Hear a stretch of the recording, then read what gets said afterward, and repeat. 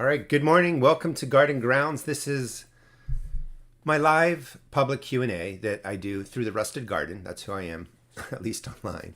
And I do it every second Thursday and fourth Thursday of the month at 11 a.m. And this is all about just answering your garden questions. Whatever you have with respect to gardening, go ahead and throw it out there. You do have to put question in front of your question so that I see it. The chat gets pretty full and it moves pretty quickly. So let me just set up the chat so that I can see it, and go ahead and put your questions out there. And I'm sure a lot of you are dealing with this ridiculous early heat that we get, or that we got and still have.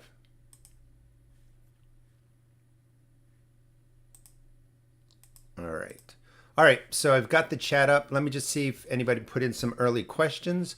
And the light theme that we're going to talk about today is neem oil. So I'll talk about that. Probably should talk about heat and how to manage it, but today it was scheduled to talk about neem oil. Bricktop question, a bit of a heartbreaker this year. Moved my June-bearing strawberry plants to towers from the garden slope.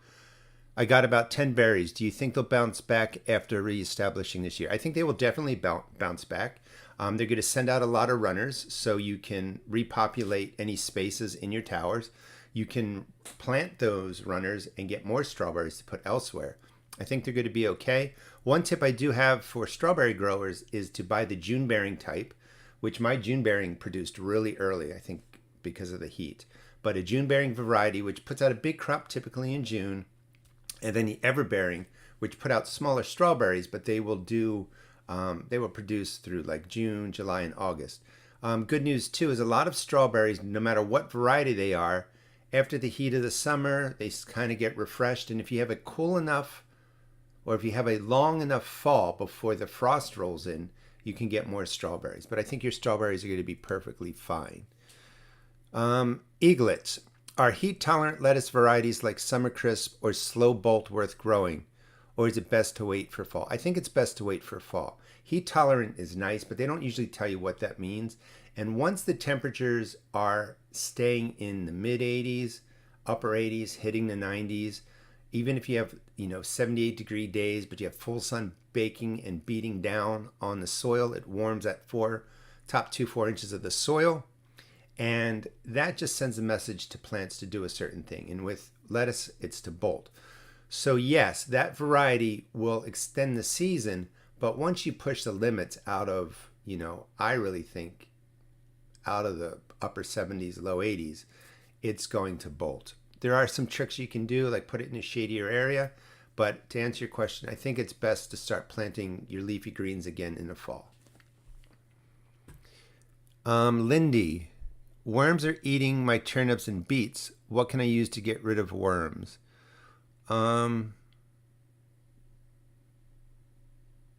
Just want to double check that it's not earthworms. I mean, earthworms shouldn't be doing that. If it's earthworms, you're in trouble. I've never had that happen. It's possible. But if it's other kind of caterpillars or worms and they're eating the leaves, actually neem oil spray. It's organic. I sell neem oil at my seed shop. It's 100% cold pressed. You can find it in the seed shop link in any video description. Well, let me put it out there.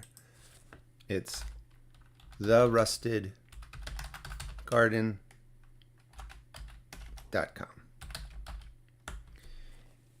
You want 100% cold pressed neem oil wherever you buy it, because the natural components stay in that, and you want the azadirachtin.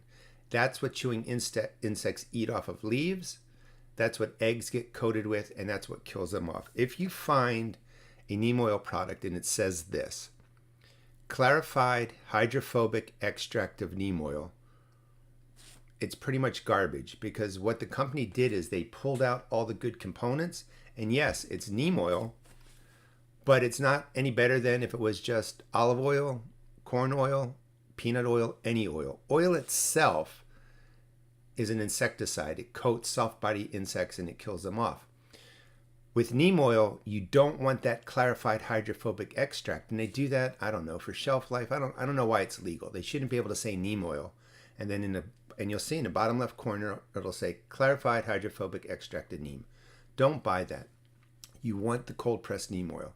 Cold press has, again, the azadirachtin. So for your beets and your turnips, I would, spray them with the neem oil. If the worms eat the leaves, they're going to die off in a couple of days. The other thing that you can do is you can put down spinosad dust. That's organic. That will cover the leaves. The insects crawl through it, eat it. They will die off. If none of the organic treatments are working and you're worried that you're losing a crop because of infestation, Sevin works. That's not organic. That's a chemical made by people. Everything's a chemical, by the way. But usually we say chemicals. It's something that's not made in nature. We created ourselves. Sevin dust will work. All right. Let's see. Any other questions? Crockett. Cucumbers and summer squash have bad powdery mildew. No new fruit production in a while. Planted in a GreenStalk. Should I pull them out? Is it safe to plant something else in the same soil? So yes, I would pull them out. It can be tough growing squash and cucumbers unless they're kind of a bush variety in a GreenStalk tower, but it's certainly possible. I would remove them. Yes, it is safe. Remember, powdery mildew found your crops in the first place. It wasn't because you had bad soil. The fungus, molds, diseases overwinter in the soil, overwinter outside of the garden on host plants, drift in the air, so they're going to find it. The best thing that you can do is really have a prevention plan. So when you put in your new squash and your zucchini, your cucumbers, you may want to start spraying an antifungal now, and that will stop the powdery mildew from coming. The good news about cukes and zooks and squash is you can keep planting them through the summer. So if they're beat up, they look bad, just remove them, put in some new seeds. But as the plants look pretty good, they're producing, I put other seeds in other parts of my garden. So as they die off, the new ones have germinated, they've got some good growth, and very quickly I'm getting more cucumbers, squash, or zucchini. Pat. I'm in Florida. The heat is insane. Using 40% shade cloth on my tomatoes, peppers, and squash with a greenhouse clear mesh tarp. Is that enough sun? Will my plants bounce back from the heat? That's plenty of sun. And I'm in Maryland, I use a 50% shade cloth, which means it blocks 50% of the light. And I use a 70% shade cloth, which means it blocks 70% of the light. So you might even be able to go up a little bit if needed, to probably even a 70% shade cloth. But that should help. Any shade cloth is going to help with the heat. And what shade cloth does is it helps the soil stay cool. When that soil really heats up, the nights are staying in the upper 70s, the days are getting into the 95s, the sun is beating down. Your pepper plants, your cucumber plant, your pepper plants, your tomato plants, and cucumber plants get this message that it's so hot that they better stop producing, more so for tomatoes and peppers, because it's extreme drought conditions. So they will drop flowers, they will drop fruit, they won't set fruit. So by using shade cloth, you cool the space down, and then your tomatoes and peppers will continue to produce.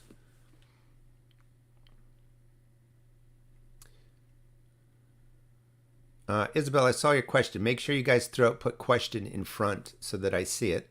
I have neem oil that's 3 or 4 years old. Is it still good? I don't know. I usually use mine within 2 hours. We sell it within, I think, with 8-ounce and 16-ounce bottles.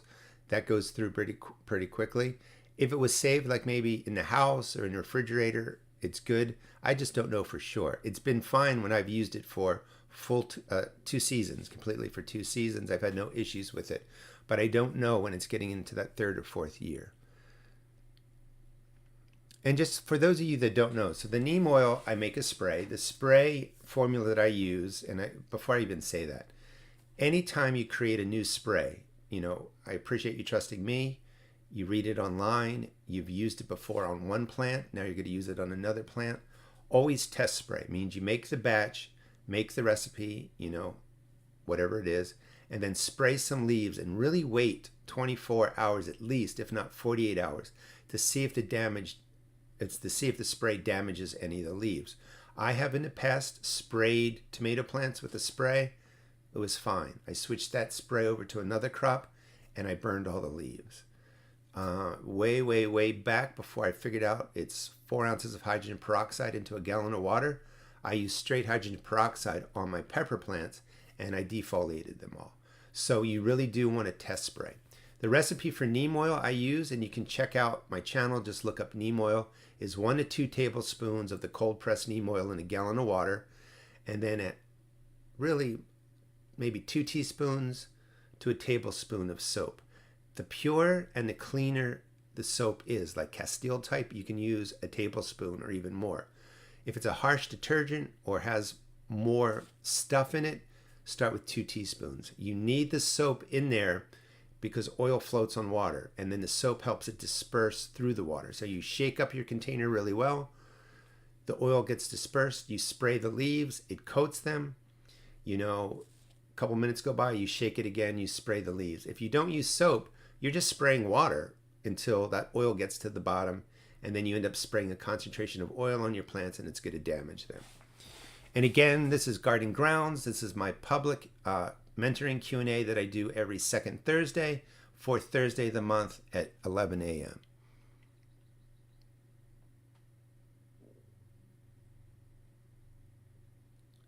Let me just find out where I lost. So a lot of stuff is coming through here. Certainly if you put in a super chat, I will read that question right away. And I will stay on for at least 45 minutes, so for another half hour.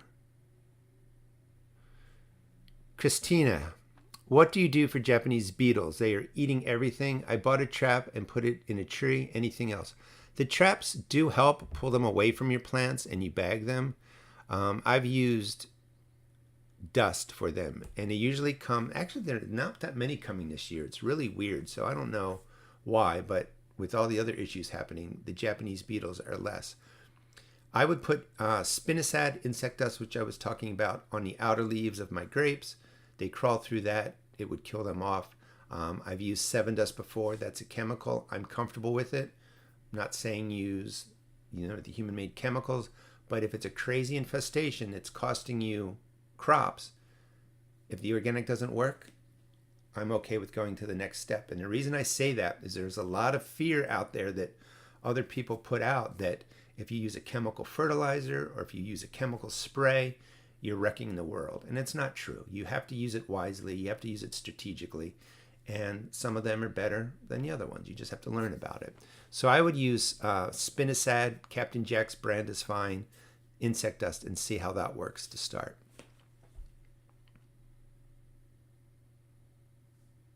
Dorothy, I put finished compost in buckets with no drainage holes to use, and they were waterlogged from storms a month ago. Now it's dry, but there are no worms. How should I use it now? Let me think about that question.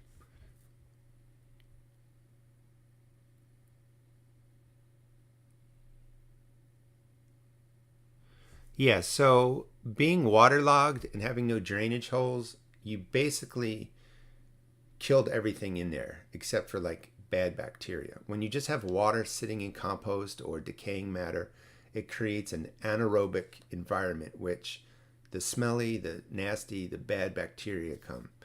And there could be some bad stuff in there. Like, you want to stay away from that when it's wet and splashing around. After it's dry, you can incorporate it into your soil. I wouldn't put it anywhere where it's going to get onto leaves or fruit that you're going to eat. But maybe if, like when you're digging a planting hole for a tomato or a cucumber transplant, mix it in there. If it's nice and dry, you can safely scatter it around onto your beds and just let it kind of get incorporated that way. But the key is that you've let it go through a dry out period. There's not much in there, but the good microbes and your earth will appreciate it. It just got messed up from the rain.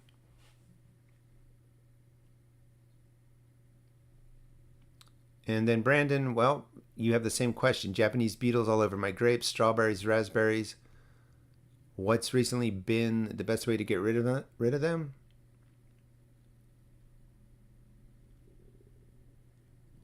I mean, hand picking and squashing is a great way. You definitely reduce them. Somebody mentioned using the traps, and then I talked about using the dust on them. Yeah. So, and then, well, Vanessa, VDazzle, again, make sure you guys put question in front. But Japanese beetles, looks like in parts of the country they're a mess. So Also go online and look up what's the most effective treatment for Japanese beetles. You can always talk with your nursery that is more plant focused, not necessarily like Home Depot or Lowe's, but a nursery that's more professional. But I like using the dust. It's effective, it's fast, and it works. Cucumber beetles, just randomly saw that. They are really active at night. So a lot of Japanese beetles are active during the day. They're just destructive. Cucumber beetles you can see during the day, but at night, lots of beetles that you don't see come out and they run all over the place. So on the outer leaves of my cucumber plants, I will put insect dust on there and they run through it. And sometimes I find the beetles the next day dead on the outer leaves. Any dust you use, if it's organic, not organic, whatever, has the potential to kill good insects. Insect dust does not discriminate between good and bad. Just because organic sounds good to our ears, it still kills bees and pollinators. So you want to use the dust very strategically and keep it away from the flowers. All right, and some of you might notice a lot of people that are highlighted in green but have the circles with stars in them, they are perk members. So I have a perk membership. You can go to my YouTube channel, just find the join button, and then you can join. And I do this Q&A 4 or 5 times a month. I do a class or two a month, a live class.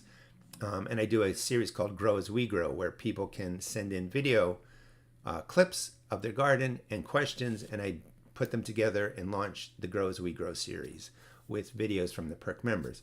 That's just another way to kind of get help with your garden. And some people join and they join for a couple of months and then they unjoin and then they come back later. So you can kind of use it in different ways. But it's nice because the groups, usually 15 now to 30 people depending on it. So the chat is small. I can answer all the questions. I stay on. This chat gets pretty big. So I apologize. If I miss your question and you see that I've gone ahead, you can repost it again. But it just gets a lot for me to be able to track everything here and talk at the same time. All right. Annie, my cucumbers are beginning to flower, but they're only about 12 inches high. Am I doing something wrong? Do they need something? Well, I don't know. I don't think you're necessarily doing anything wrong. A lot goes into whether or not a cucumber takes off and grows really nicely, or it stays kind of short and begins to flower. If you bought transplants or you grew transplants and you let that transplant sit in a little container really past 4 weeks, or you're buying something from like Home Depot or something, sometimes those plants sit in there so long they get root bound. They've already moved on to wanting to flower and reproduce. That's the whole goal of a plant. So when you transplant it, it gets 12 inches tall, all the flowers come, and it looks like a little bonsai plant. So I don't think you did anything wrong, but that can happen with transplants. If you plant a seed, the root system sets up first, it gets a nice big root system, and then all the green growth is supported by this massive root system, and the plant gets big and green and huge. And I think things do better that way. You can certainly put in new cucumber seeds right now if you want in another place. I would give it a drink of water-soluble fertilizer just to give it some nitrogen. That could be the other issue. Maybe you did seeds. Maybe you did a transplant that was only 4 weeks old. You transplanted it right. Nothing ever is harmed by giving your struggling plant an extra drink of a water-soluble fertilizer to give it some nitrogen and to get it growing. But the biggest issue is buying a cucumber plant that is just sat too long as a transplant. All right.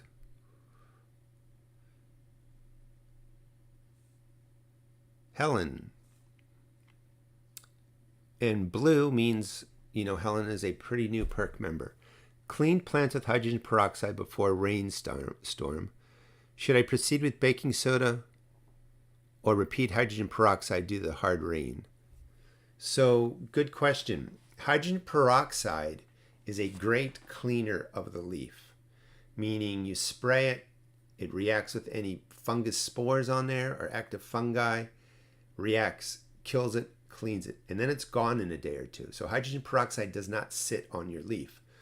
So you are good. If you feel like the leaves look clean, there's no active fungi, you can go ahead and put down the baking soda, because H2O2 just stays really probably a day, but let's say just say 2 for the sake of the discussion. So within 2 days it's gone. Then you can put your baking soda, which works by sitting on the leaf and changing the pH of the leaf and preventing future fungi from taking hold on there. So, and again, you could do the hydrogen peroxide, wait another day or 2 after that, and then put down the baking soda. All right, so I see lots of questions are rolling in. Hold on.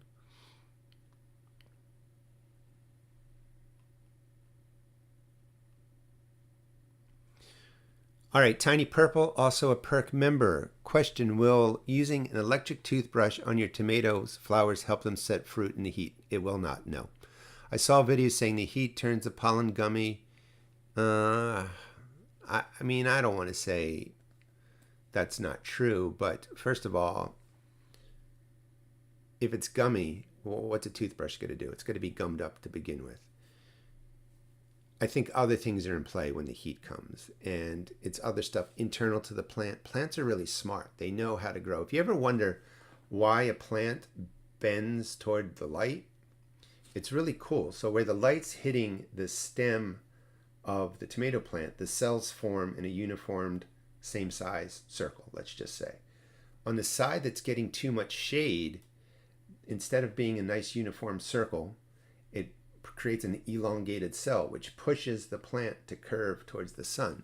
So there's a lot of mechanisms in plants that recognize temperature and heat and issues, and that's usually why the plants drop blossoms. Like, the heat will cause a plant to drop a blossom. It has nothing to do with the pollen. Anyway, let's just say that it works. You can go to a tomato plant and just give it a good firm shake, and that's, if it's going to work, it's going to pollinate. No need to get a toothbrush and do all that. That is fine for indoors where you don't have wind and you don't have motion, but just shaking your plant is going to do, it's going to do the same thing as electric toothbrush. Golden Sparrow, also a perk member. I have Japanese Okinawa purple sweet potato slips I received. I have a couple 20-gallon Smart Pot grow bags. Do you recommend 2 slips for sure in a grow bag? With a 20-gallon, they're pretty big. You could probably put 3 in, maybe experiment, do some 2s and do some 3s. But you could definitely do 2.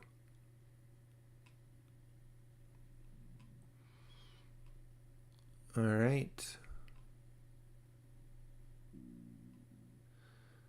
Tiny Purple, do you line your raised beds? My beds are a little...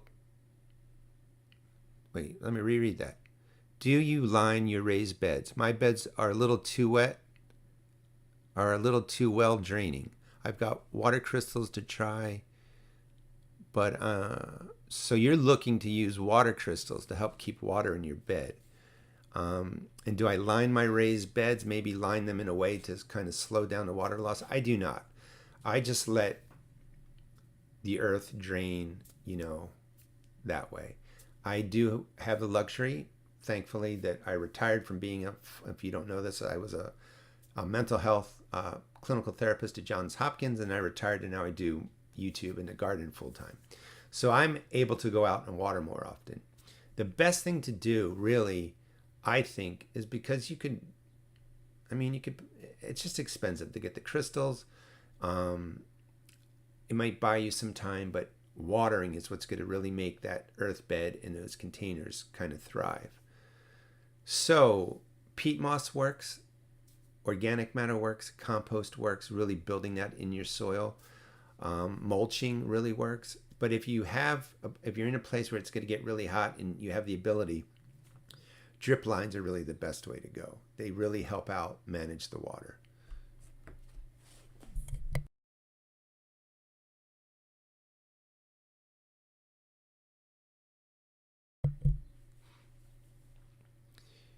Trisha, can you keep compost that is completely broken down in a Tupperware container, or does it need ventilation? I never really thought about it. If it's completely dry and broken down, you can keep it in a Tupperware container. I mean, I think you would want holes just for ventilation. I mean, you want a little bit of moisture in there that we probably can't even tell it's moisture, just to keep the microbes alive and stuff like that. But I don't see a reason why you would want to seal it in a Tupperware container.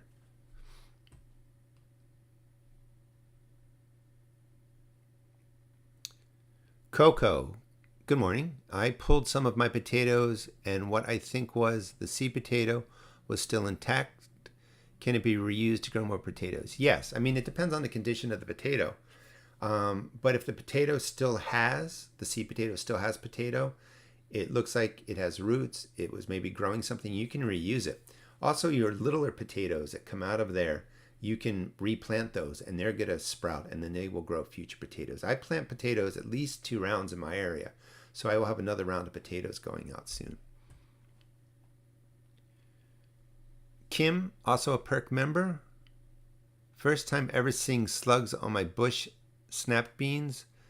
That is what is making holes in the beans. I put snail bait down to Sam. Any other ideas? No, a snail and slug bait works really well. It takes a couple days to kill them off, but it should be effective.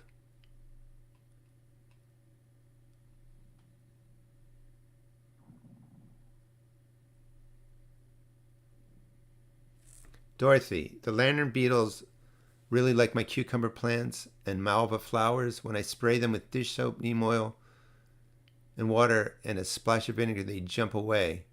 Will they die after a while? If you hit them, they'll be okay. I mean, they won't be okay. They will die off. They're pretty weak bugs. I have muscadines and I have hundreds, probably thousands of lantern nymphs around. And they're really cool looking and they're in different color stages. But I'm using insect spray. So it coats the leaves, it hits them, they die like within 2 minutes, and it stays on the leaves and it's killing them off. But what I'm reading and finding out is the lantern beetles die off pretty easily. The mix that you're doing will work. So you just have to contact them and they're going to go die somewhere.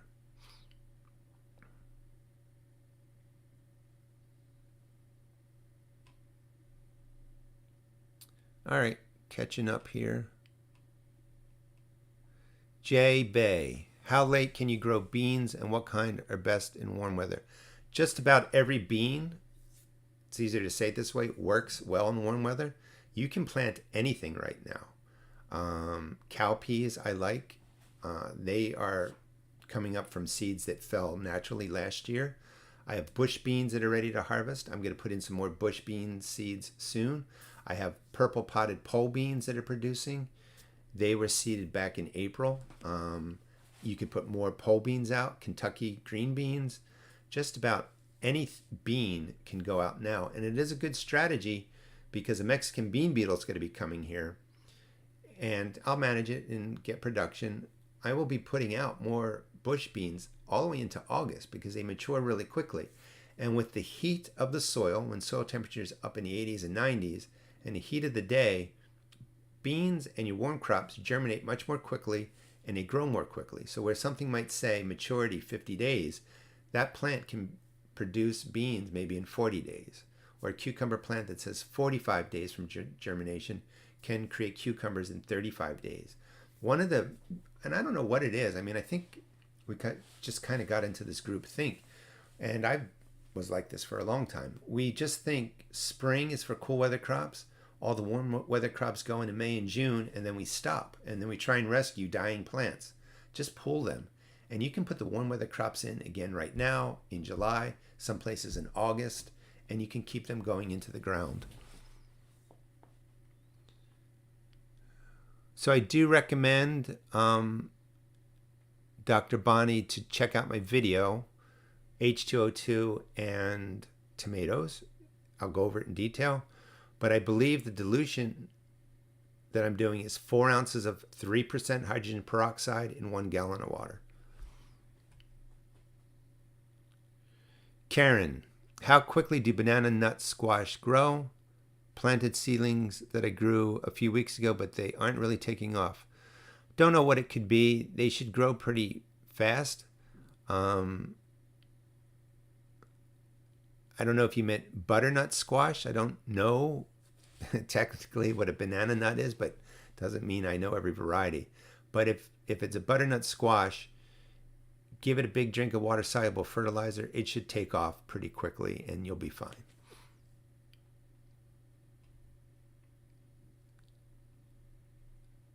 All right. Big Sky. When my green beans sprout, something is eating them almost right away. I'm in Montana. Is a culprit mostly birds? It can be birds. It can be an insect. It could be a slug. What I like to do for seedlings is go to the dollar store and buy dish racks. And you can get dish racks that just have like, really tight mesh on there or something like that.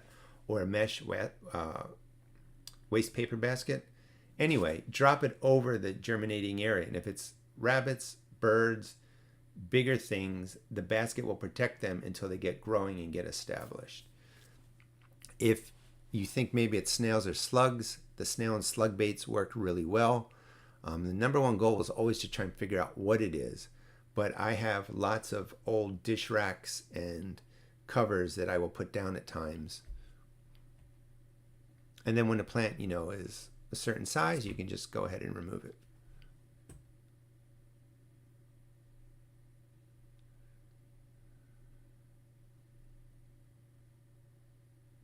All right. My pepper plants all look healthy, but still don't have any flowers or fruit.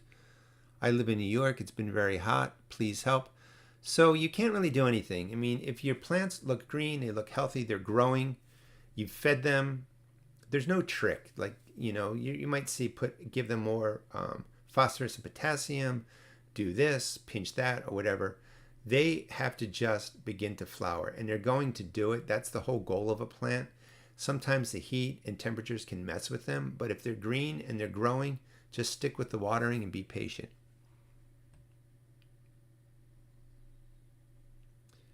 Question, Jocelyn. Little red ants are topping 80% of my bean seedlings right as they sprout. Tips for managing oodles of ant species in your garden. They seem to return in constant waves. So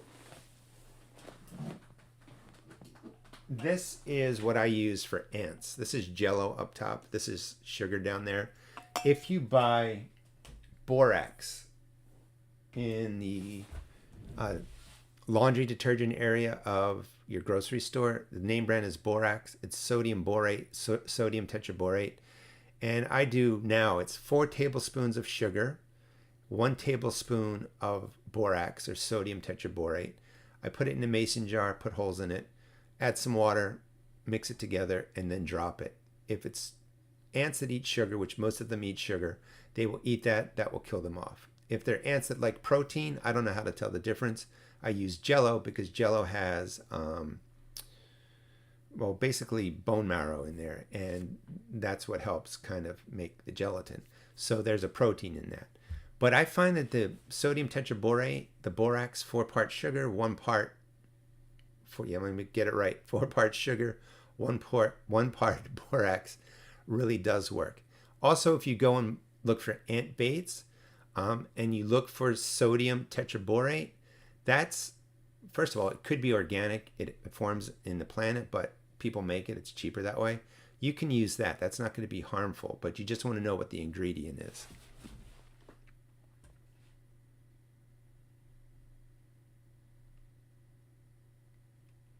All right, remember, if you're putting out questions, put question in front so that I can see it. We're going to go on for a good another 15 minutes. If you have a question that I've missed, please put it down at the bottom. If you want to do a super chat, I'll see that and then I'll answer that question right away. Dorothy, have you ever tried growing Cascadia snap peas? Yeah, I've grown them before. I didn't grow them this year. Planted early March in Maryland. They are still pushing out new growth and some peas. A welcome snack. Other varieties died off a week ago. Yeah, the Cascadias are a good one. And certain varieties of peas, like the lettuce we were talking about, do better with the heat. Putting out a shade cloth over your peas can help extend the flowering and growing period, but Cascadias are good ones. Tamika, I have mealybugs on some of my GreenStalk plants, mostly the strawberry stems. Is this from overwatering? I haven't really let the soil dry out because of the 90-degree temperature. I don't think so. People have been telling me that snail and slug baited pellets do work on the mealybugs too. Well, on the roly-poly bugs or the pill bugs. So mealybugs, I'm not sure if you're talking about a larger kind of roly-poly insect, or sometimes the mealy ones are these little white specky things that get into the joints. Anyway, I don't think that it's from overwatering. I mean, the GreenStalks have drainage. The bugs just moved in. I would try some sort of dust or something to get them under control. But, it's not because you're doing something wrong. And absolutely, what veggie or fruit plants will squash bugs leave alone? I don't know particularly. They will go other places. They prefer cucumbers, squash, zucchini, and related. If you don't have those and they're around your garden, they're going to go other places to try and survive. But I don't know for sure.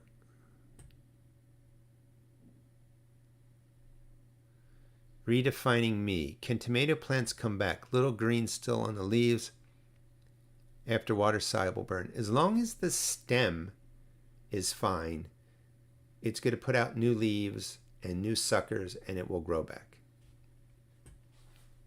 Oh, yes. Thank you, Jennifer. Please hit the like button. That would be great. Big Sky Homestead. Do you recommend diatomaceous earth for ant and bug control? I do. It's effective. Diatomaceous earth is an insect dust, but it's silica. It's made from microscopic organisms from the ocean that kind of create these little tiny shells. It's like glass. It's silica. Falls to the ocean floor. You mine it out, and it's sharp. It's not going to cut us or bleed us, but you put it on to the leaves. Beetles typically crawl through it. It gets into the joint, grinds down this kind of waxy coating on their shell. They dehydrate and they kill. It is effective. I'm not sure how effective for ants, but in theory it should work. Sometimes I'm a little bit impatient and I want to use the spinosad, which is also organic, but diatomaceous earth is effective. It has worked for a lot of people.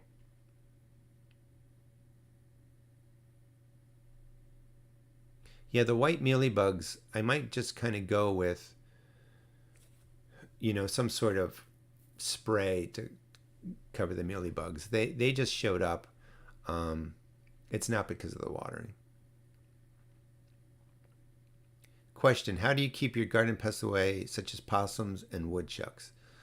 So I rarely get a possum. I've caught one in a trap before, accidentally, and I relocated it, humanely. So my garden is fenced in pretty tightly. Woodchucks might be able to get in, but I haven't had those for a while. I'm lucky, that I have snakes and I have hawks that do help manage the smaller pests, which I appreciate and I'm thankful for. But if you have possums that are really wrecking your garden, sometimes you have to trap them and remove them. For woodchucks, I don't know. I have small holes in my fence, which does keep a lot of things out. I've had chipmunks and stuff before, maybe similar thing, just different name. But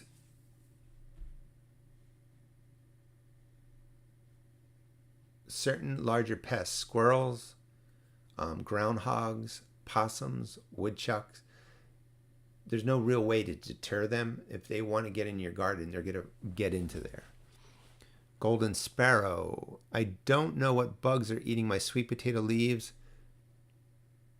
Do you think mosquito netting over them would control whatever it is since they don't flower?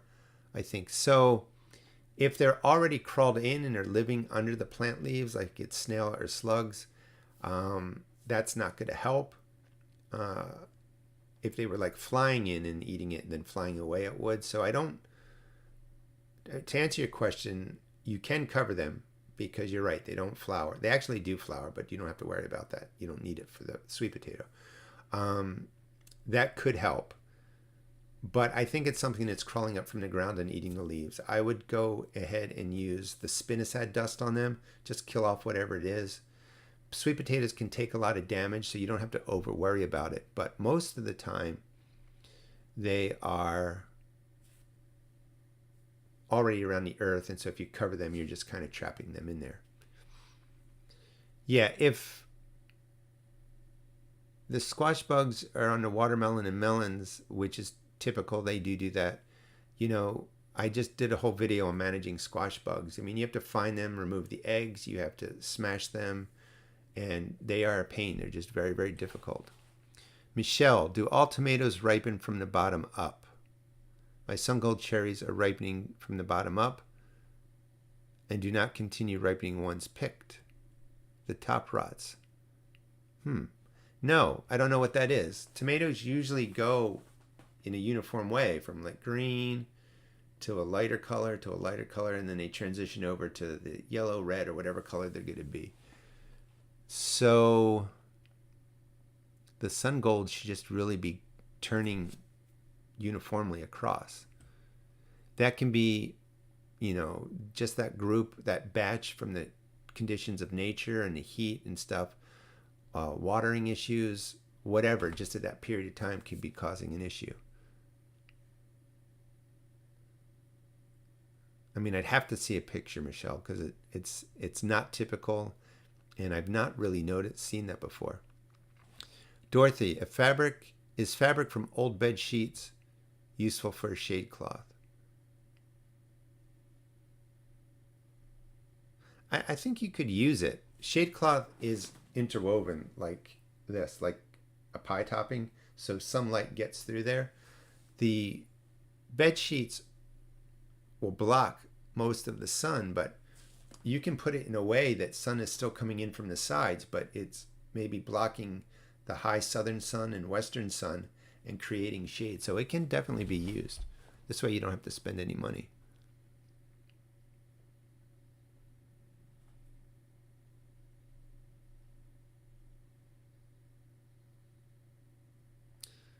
Serena, if the bottom 2 containers of my GreenStalks are dry before the top 3 of the 5, what else should I do? I already checked for blockage and you didn't see any. So here's the thing. Any vertical tower, when the plants get big and it gets hot, the tiers of the towers are going to dry out at different rates. And with the GreenStalks, who I'm affiliated with and highly recommend them, you can fill the top reservoir and the water, works its way down to each level. Theoretically, it's the soil is just sucking all that reservoir up top, and I just put the hose into each level, and I just 10 seconds flood the whole thing and go all the way down, and that makes a difference. Or you could use that upper portion and then just hit the bottom. It's really difficult to manage water in containers and any vertical system when the plants get large and the heat comes. They just dry at different rates. Different plants use the moisture at different levels. So even though it's uniformly sending down water, some parts of the tower can be drier. Hopefully that helps. Make sure you guys put question down. I saw Greg, how long should you wait after using Sevin on your vegetables before harvest? It says on the packaging, it tells you how long to wait. I'm fine. Like, I don't typically use it often, but I will use it for like squash, watermelon, anything that's a big rind. If I'm not eating, I don't want to use it on something I'm going to eat the leaves. I don't want to be using it on radishes, peas where I'm shelling them. So stuff that gets washed, I don't really worry about it if I use the Sevin, because I'm either cutting it and not eating the rind, or I just wash it off, wash the vegetables.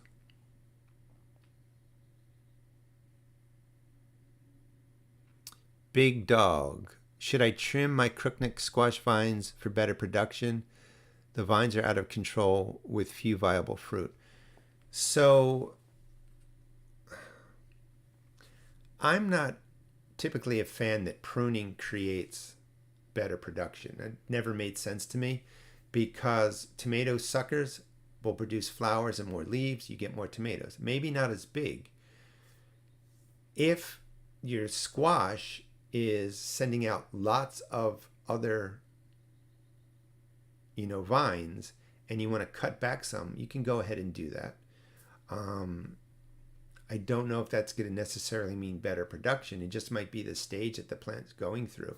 Usually the more flowers and the more vines and the more leaves you have, the better production that you get, to be honest with you. We usually just prune to manage size.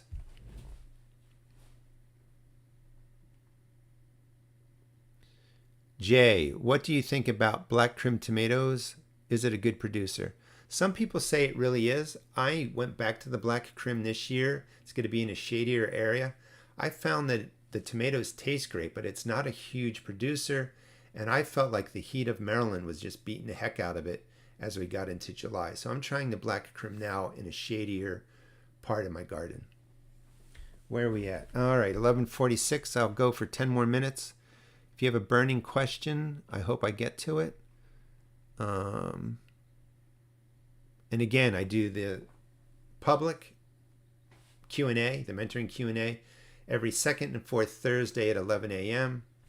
And it's really you have to be subscribed to my channel to be able to ask a question.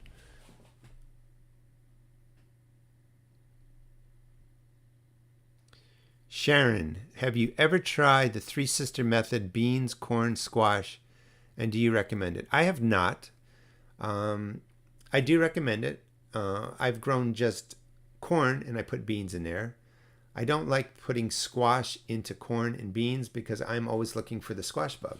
So the more density of plants I have in there, the more places for the squash bugs to hide, the more places for the eggs to be that I don't see. They hatch and then I get an infestation of squash bugs. So squash and zucchini I keep separate, but I would mix corn and green beans together, pole beans together.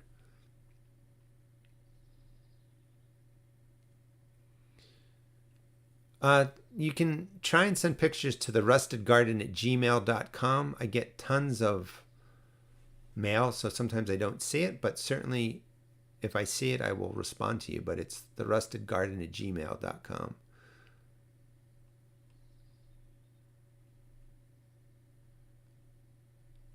Girl is... Hold on. In the GreenStalks, how often should strawberries get watered? I think I messed up my roots. So that is a question I can't answer. And I can't answer for a garden. I can't answer for containers in the GreenStalk towers. And the reason is your conditions to your garden and the temperatures and the rain and the humidity really dictate how often you water. Bigger plants, I'm watering my towers every day, Strawberry plants probably every other day. I know that I have strawberry towers. If I let them go 2 days at this 95-degree temperature, they're all wilting. And it's really just strawberries in there. So you have to kind of be vigilant.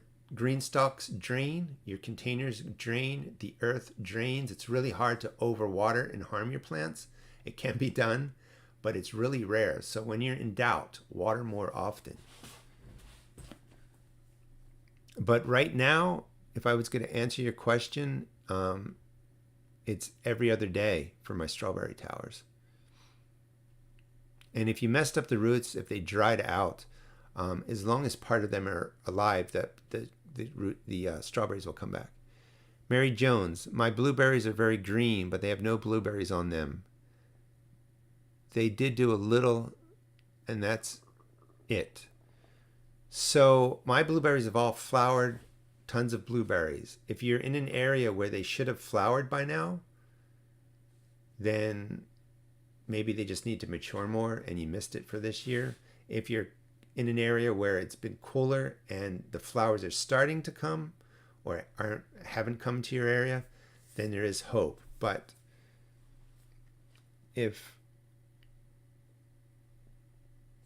And I'm reading, it says, your plants are very green, but you don't have any blueberries on them. You're not saying you have green berries on them. They just might need time to grow, longer before they come back and flower a whole lot.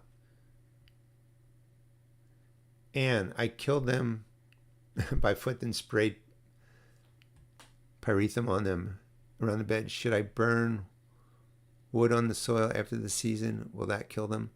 I don't know if I don't think burning wood's going to really help. All insects and diseases, like when you first went to your garden brand new, nothing was there, and the insects find their way in. So, and they go to different parts of your garden, so they're going to show up no matter what you do. Vance, also a perk member. Should you remove the flowers from potato plants when they flower? Also, what was the name of the AgroThrive product with a low nitrogen and higher phosphorus and potassium? So I don't remove the flowers from my potatoes. I guess if every potato vine was flowering, you would remove them. But a couple flower, I just let them go, and it's no big deal. They will actually produce seeds, and you can plant those seeds. It's pretty cool.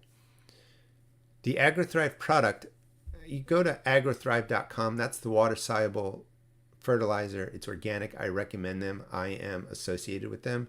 You can find links and discounts in any of my videos. I don't remember the name of the product, but you're going to see two products. One of them has a higher nitrogen. The other one, and it might be for flowers and blooms. It might just have a slightly different name, AgroThrive for flowers and blooms. But it has a higher phosphorus and a higher potassium. Sorry, I can't recall off the top of my head. But I'm pretty sure it just, is more geared towards flowering.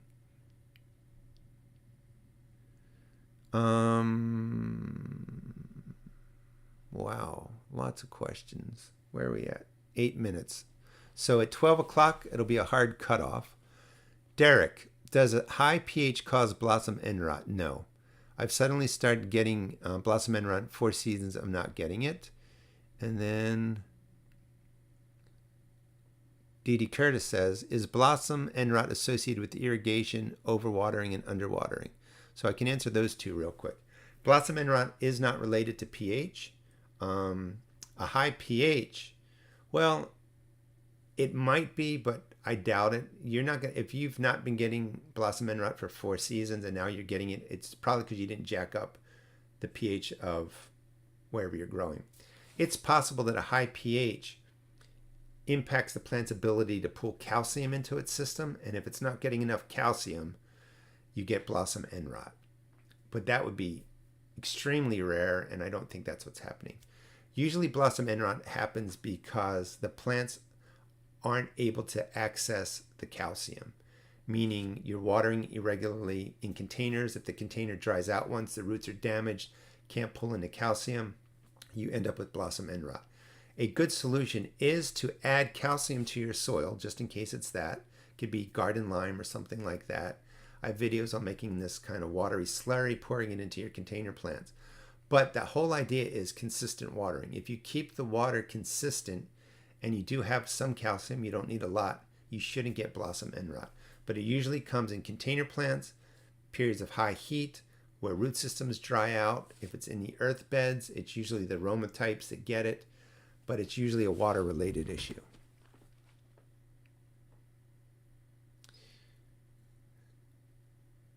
Illustrate, how can you tell when peaches are ripe? I have a second-year dwarf tree with fruit, first timer. You're going to know because they're going to be peach size, and then when you go to touch them, they're going to indent slightly, and then you're going to pick one, and it's going to be soft and juicy and delicious. And that's the only way that you really know, visually and by touch and by smell. But there's probably about this size, and they're hard. So you got several weeks to go before they are ready. Thank you, D.D. Curtis, with saying it's a great channel. I appreciate that. Kohlrabi, again, you guys have to throw a question out there, but I saw this one. Sometimes If it's hot and you've been watering in, high amounts, it can cause it to split. And yep, now I read that you got 5 inches of rain, so that will do it too. Still, you can still eat it. It's just a lot of water sometimes swells up the kohlrabi and it cracks. I live in Maryland too, and this year I have big issues with some small black bugs that eat the leaves of everything. What can I do? Thank you. I don't know what the small black bug is, but insect dust really works. You want to try and identify the bug and then look online to see what treatments are for it. The small black bugs might be the nymphs of the lanternfly. If they're black with little white dots, that's what it is. But when in doubt, if I have an insect that is devastating things, I use dust on it. What else besides blockage could be causing the bottom 2 containers of my 5-tier GreenStalk to dry out before the top 3? Well, I think I answered that one. Question, part of my garden is not in full sun until mid-May. Does that limit only warm season crops in that area? I don't think so. I mean, it depends on how much sun it gets and what it's like, but I would experiment with that space and see what grows. Eddie, how bad did you cuss when you mashed the middle finger? Quite a bit, and fortunately the log splitter was going so no one could hear me, but I moved a big stump and smashed it into the metal plate on the log splitter and got that. Sharon, how often should you prune bell pepper plants for maximum harvest? Again, there's a lot of stuff going on that pruning maximizes harvest, and it's just not true. In some cases, it can help. But if you're pruning your bell peppers, you're removing flowers and you're removing potential peppers. I wouldn't prune bell peppers. I've never pruned them and I get tons of them. So I'm just not a big, believer in that pruning maximizes the harvest, because you're reducing the plant. So, and I could be wrong. I'm not saying I'm right, but to be fair, if I am wrong, I can't answer the question anyway because I don't do it. So I would just be making up stuff. But I let bell peppers just go. I don't prune them at all. All right, super chat. Appreciate the super chat. Yeah, I'm not retired, and I do believe gardening is therapy for sure. I mean, it helps me. I enjoy it, and I think it's a really healthy way for all of us to get out and interact with nature.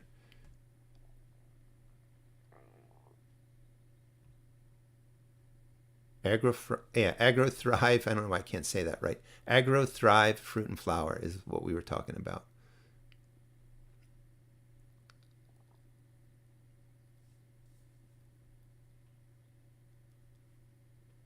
All right. Mary, how big should my squash plants be before I can inject them with BT? So I don't think they have to be a certain size. I've never done that, but people do that. They inject BT into it. That's an organic way to manage vine borers. And you put it into the stem of your plant. The vine borer does get into there, eats it, but then it gets killed off. You just want to get it in there really before the vine borer, butterfly or moth or whatever shows up, comes and starts laying the eggs. So it varies garden to garden, but I don't think, too small I don't think it can be too small. I also don't know how long the BT stays active in the stem. So that would be part of it too. So the timing is always about keeping your treatment active so that it does affect the vine borer.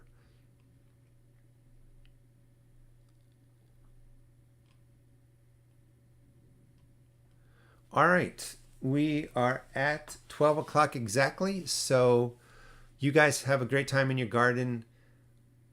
Hopefully we beat the heat. I think this year is going to be crazy with temperatures and crazy floods and all kinds of stuff that do impact the garden. I will see you every second Thursday and fourth Thursday at 11 o'clock.